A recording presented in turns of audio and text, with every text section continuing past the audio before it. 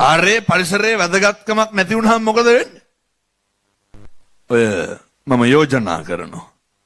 හෙට ඉඳන් කිසි කෙනෙකුට හිතක් රිදෙනවා නම් කෝටි වාරයක් කියලා ඇති. අයත් කියන්න. තෝ කියලාවත් කතා කරන්න එපා. පැහැදිලිද මං කියන එක? මෙහෙම කියනකොට කාගේ හරි දැන් මම මේ කාටද කියන්නේ? පවුල් වලට කියන්නේ. පවුල තියෙන්න ඕනේ පන්සල වගේ.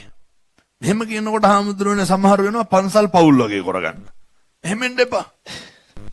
පවුල තියෙන්න ඕනේ පන්සල වගේ. කොහොමද පවුල පන්සල වගේ තියෙන්න ඕන මූලික ගුණ?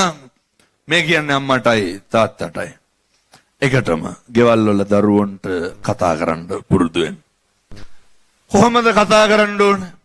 නේ බොහොම හොඳට කතා කරන්න. මගේ දුවේ මගේ පුතේ කියලා කතා කරන්න. කවදාවත් තමන්ගේ ලෙයින් මසින් ජාතක කරපු දරුවන්ට ඔය නම කියලා කතා කරන්න එපා. ඒක හරි දුරස්තයි.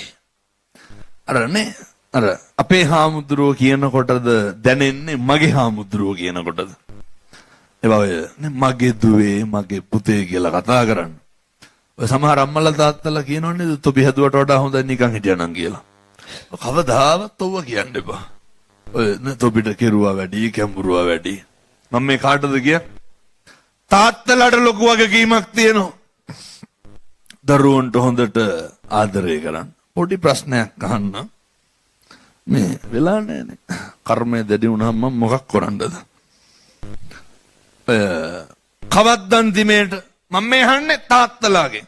අයත් කියනවා මේ අහන්නේ තාත්තලාගෙන්. දැන් තාත්තලා හදවතට තට්ටුවක් දාන්න ඕන හැමම කවද්දන් දිමේට ගෙදර තමන්ගේ දරුවා දුව පුතා කවද්ද මගේ දුවේ මගේ පුතේ කියලා වැළඳගත්තේ? එහෙම කවද්ද නිකන් මතක් කරලා බලන්න. ඔව් මෙහෙම කියනකොට සමහර විට කෝලම් කියලා හොඳ. මේවා ගෙවල් වල තියෙන්න ඕනේ. දරුවන්ට තියෙන්න ඕනේ මගේ අම්මේ මගේ තාත්තේ කියලා. මෙච්චරයි.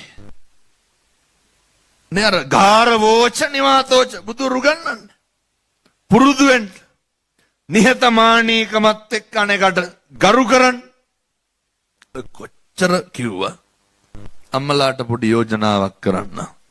හෙට උදේ නැගිටින්න. නැගිටලා පොල් සම්බෝලයක් මම මේ ස්වාමියාගේ කරුණාව බලන්න හොඳ. පොල් සම්බෝලයක් විතරක් මම නිකන් කියනවට කරන්න. විතරක් හදන්න.